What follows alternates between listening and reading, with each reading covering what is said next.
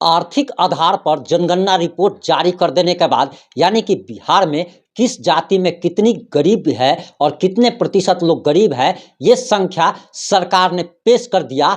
उसके बाद अब आरक्षण का दायरा बढ़ाने का निर्णय लिया गया। साथ ही साथ बिहार विधान परिषद में आरक्षण बिल को पास कर दिया गया है और 9 नवंबर को अब बिहार विधानसभा में इसे पारित कराया जाएगा, जिसके बाद बिहार की सभी जातियों के लिए आप कह सकते हैं कि जिनको पहले से आरक्षण मिल रहा है उसमें भी बढ़ोतरी की गई है, दायरा बढ़ाया गया है और बिहार की सभी जातियों के लिए बिहार के मुख्यमंत्री नीतीश कुमार ने दिवाली का तोहफा देने का काम किया है। अब इस रिपोर्ट में हम आपको तमाम बातें बताने जा रहे हैं कि आखिर किस जाति को और किस वर्ग को कितना आरक्षण बिहार सरकार देने जा रही है। और सबसे बड़ी खुशी की बात तो यह है कि बिहार विधान परिषद में यह बिल पास हो चुका है और 9 नवंबर को बिहार विधानसभा में भी ये पास होने की गारंटी बताई जा रही है, क्योंकि बिहार विधानसभा में भी सरकार के पास बहुमत से ज्यादा, आप कह सकते हैं कि बहुमत से ज्यादा विधायक हैं और इसका पास होना एक तरीके से तय माना जा रहा है। हम आगे 3 से 5 मिनट की रिपोर्ट में आपको तमाम बातें बताने जा रहे हैं।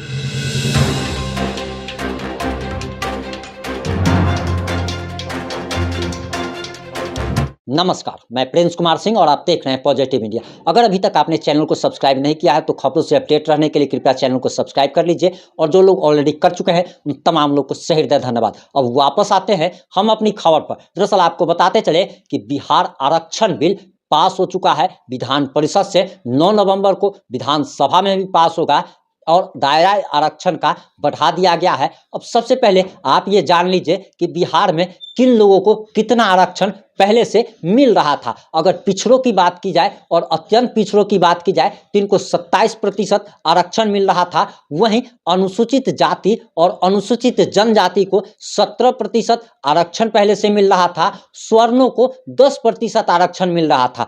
अब बिहार विधान परिषद में मुख्यमंत्री नीतीश कुमार ने जो बिल पेश किया और जो बिल पास हो चुका है उसमें आखिर क्या क्या प्रस्ताव रखा गया है उसे भी बड़ा जान लीजिए। आपको बताते चले कि अनुसूचित जाति को दिए गए 16% आरक्षण को बढ़ाकर अब 20% का प्रस्ताव रखा गया है।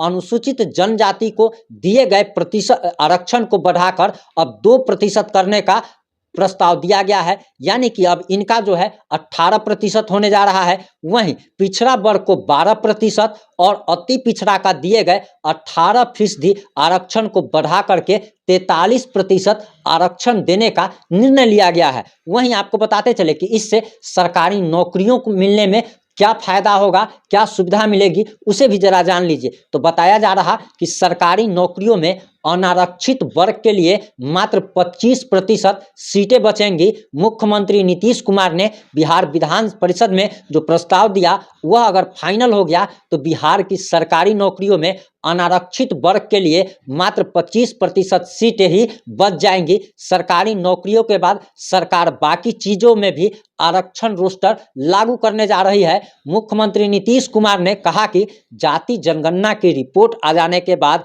अब आर्थिक जनगणना की रिपोर्ट भी जारी हो चुकी है और उसी के आधार पर बिहार सरकार ने निर्णय लिया है अनुसूचित जाति और जनजातियों की संख्या में वृद्धि के कारण इन्हें मिलने वाले आरक्षण को बढ़ा दिया गया है, क्योंकि जाति जनगणना में इनकी संख्या बढ़ करके आई थी। वहीं आपको बताते चले कि सरकारी सेवाओं में इनके आरक्षण के अनुपात को तो बढ़ाना ही होगा और उसके बाद पिछड़े वर्ग और अति पिछड़े वर्ग के लिए भी आरक्षण को बढ़ाया गया है। वहीं उन्होंने ये भी कहा कि जो 50% आरक्षण अभी मिल रहा था उसमें अब हम 65% करने जा रहे हैं। वहीं उन्होंने अग्रणी जातियों को जो 10% आरक्षण मिल रहा है उसको इस 65% के बाद अब कुल आरक्षण जो है वो 75% हो जाएगा। इसके बाद अनारक्षित वर्ग के लिए मात्र 25% सीटें ही बच पाएंगी। वहीं आपको जानकारी देते चले कि दरअसल अब जो है सो 10% यानी कि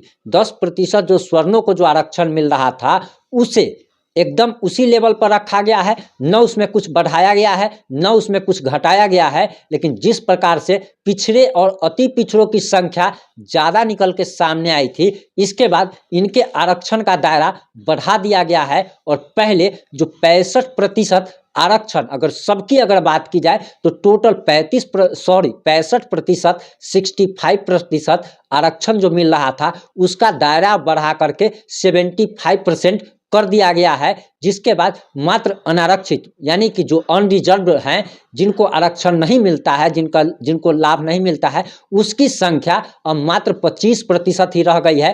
पहले इसकी संख्या 35% थी। वहीं इस मुद्दे पर आपकी क्या प्रतिक्रिया है? आप अपनी प्रतिक्रिया जरूर दीजिएगा, लेकिन आपको बताते चले कि बिहार बीजेपी ने इसका स्वागत किया है। प्रस्ताव आज आया बिहार सरकार के द्वारा कि बिहार में आरक्षण की सीमा को बढ़ाना है। उस आरक्षण की सीमा में भारतीय जनता पार्टी ने पूर्ण रूप से समर्थन देने का काम किया, क्योंकि ईबीसी वर्ग में जहां पहले 18% आरक्षण थे, उसको 25 या 30 जो भी करने की सरकार की मंशा है। हम लोगों ने साफ तौर पर कहा है कि इसको 30 से अधिक परसेंटेज देकर इस आरक्षण को बढ़ाना चाहिए। एससी वर्ग में जहां 16% आरक्षण पिछले बार अभी तक है, उसको बढ़ाकर 20% करना चाहिए। और 1% एसटी समाज के लिए था, जिसकी आबादी 1.68% हो गया, तो हम लोगों ने आग्रह किया कि उसको 2% करना चाहिए। और यह स्पष्ट है कि बिहार की राजनीति में भारतीय जनता पार्टी जब जब सरकार में रही है और जब भी जिस भी सरकार को समर्थन देने की जरूरत पड़ी है आरक्षण के मुद्दे पर, भारतीय जनता पार्टी ने समर्थन देने का काम किया। और हमने बताया वहां कि मंडल कमीशन भी कैसे लागू हुआ। सरदेव बीपी सिंह जी के पास समर्थन नहीं था, मात्र 143 सांसद ही हुआ करते थे। 82 सांसद भाजपा का समर्थन देकर मंडल कमीशन लाने का काम किया। कर्पूरी ठाकुर जी को भी समर्थन देकर अति पिछड़ों को पहली बार आरक्षण दिलवाने का काम जनसंघ के लोगों ने किया। और 2001 में भी जब चुनाव हुआ पंचायती राज का, कोई आरक्षण नहीं था लालू जी के राज में। लेकिन जब बिहार में एनडीए की सरकार बनी, आदरणीय सुशील जी डिप्टी सीएम हुए, तो बिहार में एनडीए ने बिहार में अति पिछड़े को 20% आरक्षण दिया, 16% एससी समाज को आरक्षण देने का काम किया और 1% एसटी समाज को देने का काम।